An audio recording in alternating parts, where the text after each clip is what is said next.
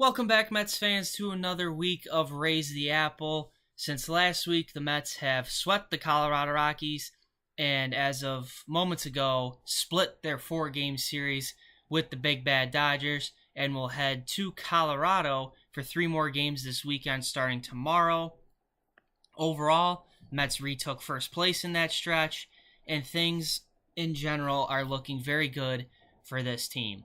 The Rockies series, not much to really go off of. I mean, I don't like saying it's a must sweep thing, but after watching that first game and that Rockies team, it became like you have to sweep this series.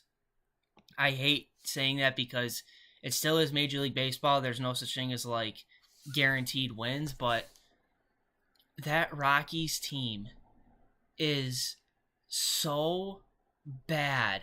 I feel so bad for Colorado Rockies fans. They don't even have, like, the Pirates are bad, but at least they have Paul Skeens and O'Neill Cruz. So you have Andrew McCutchen finishing out his career as a Pirate, hopefully. You at least have something to watch when you watch a Pirates game. When you turn on a Colorado Rockies game, you have nothing. There is nothing to watch with this team. Maybe Tovar? I don't even know if that's it. I mean, you can blame ownership. You can blame the front office. They fired Bud Black. They've won, until they swept the Marlins. I mean, it was the Marlins, but until they swept the Marlins, they had won 2 games since they fired Bud Black. So, I don't know what you can do in Colorado. It's very hard to get pitchers there because of the elevation and the inflated offensive numbers there. And every time they've tried spending on free agents, it backfired on them. They tried building that super bullpen, that blew up in their face. They gave a lot of money to Chris Bryant. That has not gone well at all. That has gone the exact opposite, actually. It's gone awful. But I look at that Rockies team. Watching them in the Mets game this weekend. There was just, the players themselves don't even look like they care. Like, and not that they don't care, but like watching them, they're like, yeah, we're on the worst team in baseball history, and they're just like, yeah, I'm just gonna do my thing, and that's it. It was sad. It was sad to see how awful, at firsthand, truly how awful that Rockies team is. And somehow Kyle Freeland and Ryan McMahon have stuck around. I mean, Troy Tulowitzki was traded. Cargo kind of fell off. They shipped Arenado off for a bag of Skittles. Charlie Blackmon retired, but Kyle Freeland and Ryan McMahon have still stuck around somehow with that team. I don't know if new ownership is going to fix that. I hope that the Rockies aren't going to be like this forever. I would hope at some point they're competitive. What was it, 2017 or 18, where they made the playoffs and they had that wild card game against that absolutely wild card game against the Diamondbacks. I think the Rockies are a fun team, can be a fun team to watch when they're good. It's just they never are, and the times they have been good are so long ago that they honestly they're not even relevant at this point. But Mets were able to get the sweep, offense came alive, and then the 4-game set with the Dodgers. Realistically, the Mets should have won 3 of 4. The second game, you had Nimmo I don't know if he misplayed it or what happened with that fly ball, and the Dodgers were able to walk it off. Then last night, you had Francisco Lindor gets hit in the foot and has a fractured pinky toe. He says he's fine day to day. I'm not too worried about that. And then today you had Pete Homer again. When Pete is hot, he is one of the best power hitters in Major League Baseball. He just has that clutch, he's the guy factor to him. When he's cold, he's super cold. But when he's hot, oh man, he is one of the best in the business. Homered again today. Peterson was good today. Just the Mets blew it at the end. Reed Garrett struggled a little bit today, but Beatty threw that one away. So it's kind of more on Beatty on today in that aspect. He's played such a great third base that you're kind of not as hard on him for that error. But when you watch the play unfold, that was a play that should have been made, in my opinion. But Mets were able to get the sweep, and with the win last night, the Mets have won the series, the season series against the Dodgers. In case that should come in play with postseason tiebreakers and all that, but generally speaking, the Mets Dodgers series was night and day from the postseason last year. If these two met again in the NLCS, I don't think the Dodgers win it as easily. Now, the Mets did push the Dodgers a little bit in the postseason, but frankly, the pitching just ran out of gas. That was their problem. And they struggled with runners in scoring position, and the pitching just ran out of gas. This time around, the pitching was much better. I don't think the Mets will have that problem again come October this year. But I think we're in for a treat of take your Mets fandom, your Dodgers fandom aside for a second. As a baseball fan, we're in for a treat if the Mets and Dodgers meet up again in the postseason. I think that series is going to be a lot of fun to watch. Looking forward, the Mets are heading to Colorado this weekend. Again, must sweep. Here's the thing, though. With playing in Colorado, say the Rockies go up 3-0 after the first, or the Mets go up 3-0 after the first. That means nothing in Coors Field. The Mets or Rockies could be up by 5 or 6 runs, and then 2 innings later it's a tie game. That's just how the offenses work in Colorado. I remember a couple years ago with Yoenis Cespedes when he was still with the Mets, where it just was back and forth. Every inning you're like, okay, the Mets put it away. Okay, the Rockies put it away. And then they just kept coming back and forth. And it was just controlled chaos in that ballpark. So I'm not going to put too much stock if starting pitchers struggle this weekend on the Mets side. But I think the offense is starting to come around of late. I think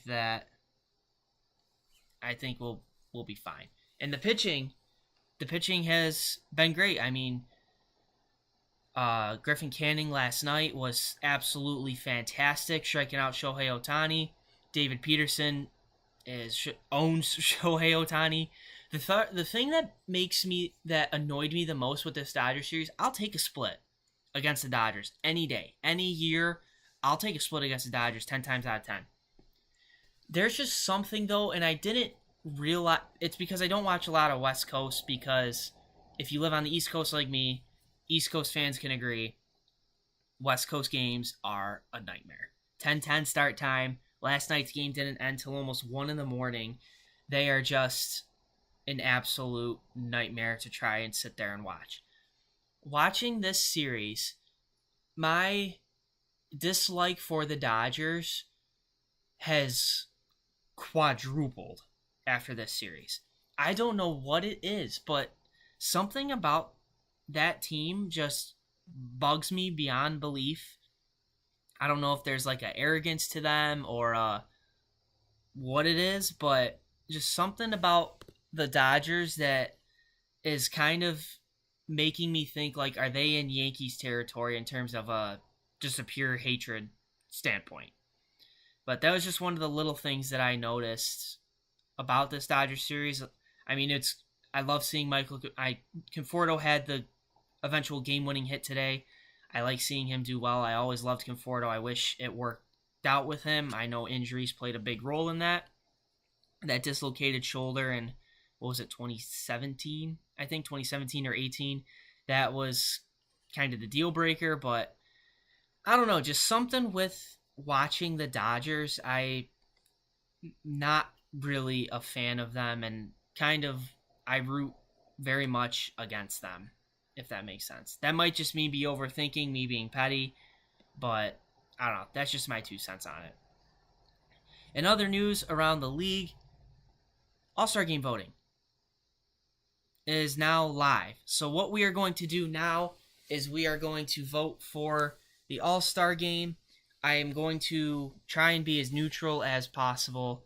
There are going to be some Mets, I already know it, but we're going to make it happen. So I'm going to make a little split screen TikTok video with where you can see who I'm voting for, but if you're listening on YouTube and Apple Podcasts, make sure you subscribe, and then I'm just going to talk my way through it.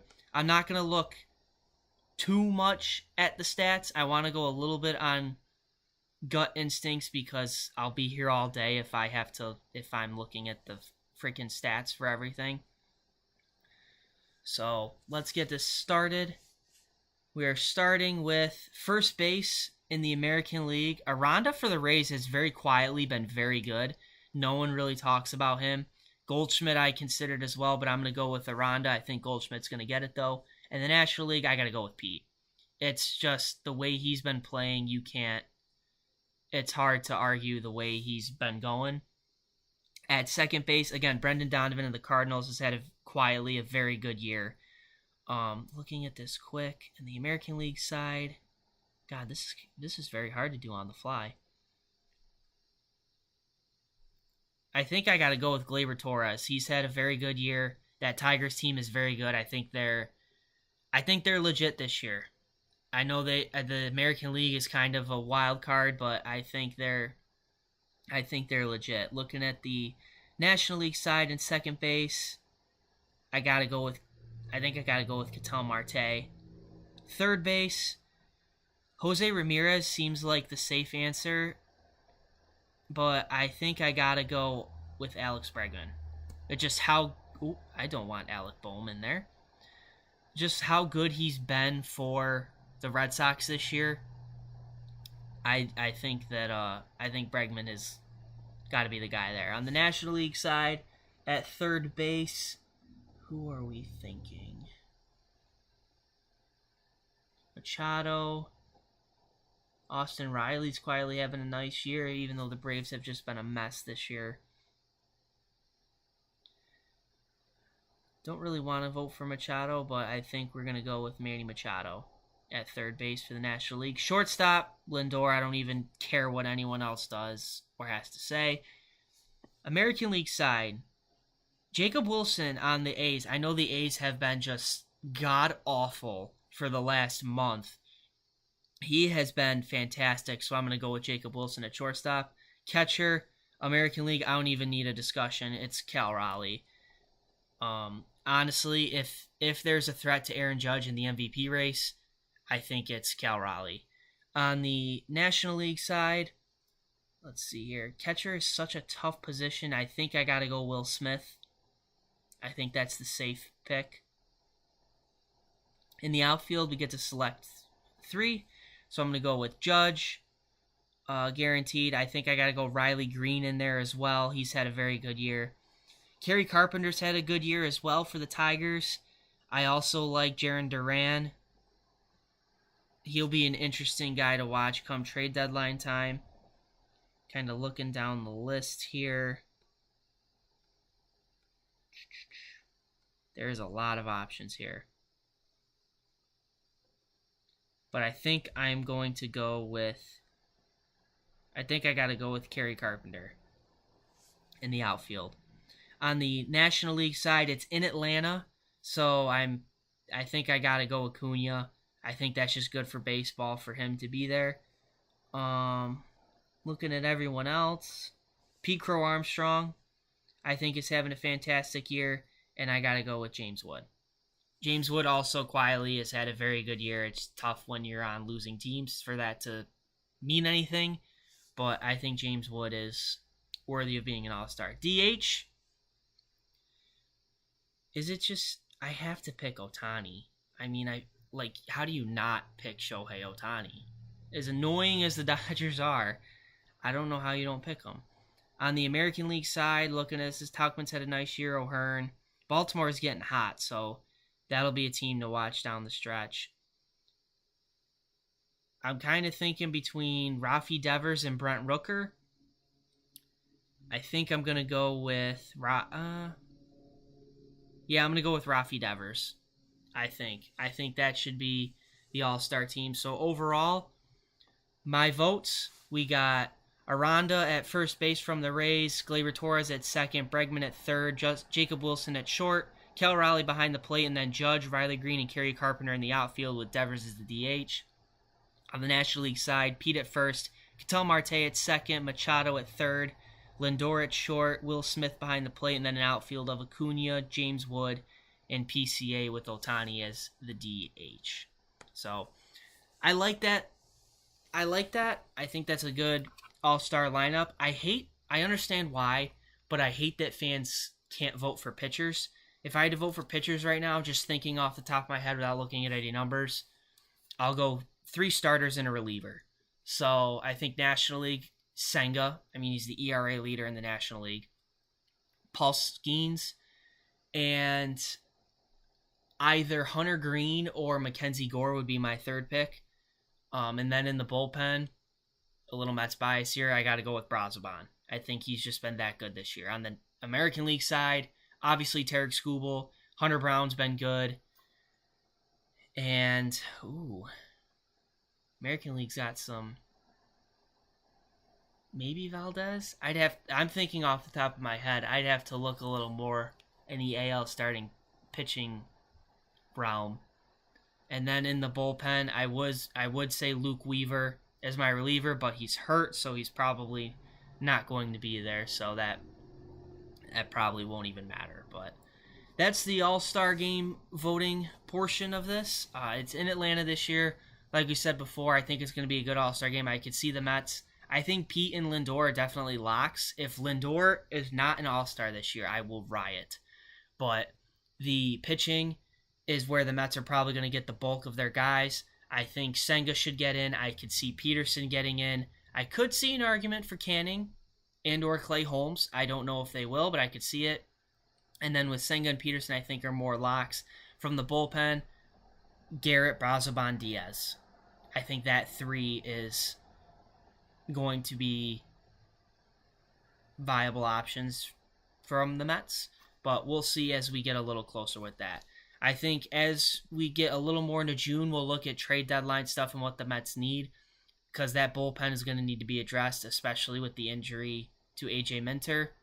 With him going down, that was kind of a big blow in that bullpen. That's kind of been a revolving door in that last bullpen arm, but we'll discuss that more as we get a little more into June and a little closer into the trade deadline. But that's going to wrap it up for this week's episode of Raise the Apple. Mets are rolling after sweeping the Rockies and splitting with the Dodgers, have regained control over the Phillies of first place. I think that's how the summer's going to go. I've said it 1,000 times. The Mets and Phillies are just going to go back and forth the entire summer. Rockies again this weekend. Make sure you follow on TikTok at RTA_pod. Make sure you follow on Twitter and YouTube and hit that subscribe button wherever you're listening, YouTube, Apple Podcasts. And we will see you next week. Thank you for tuning in, and let's go Mets.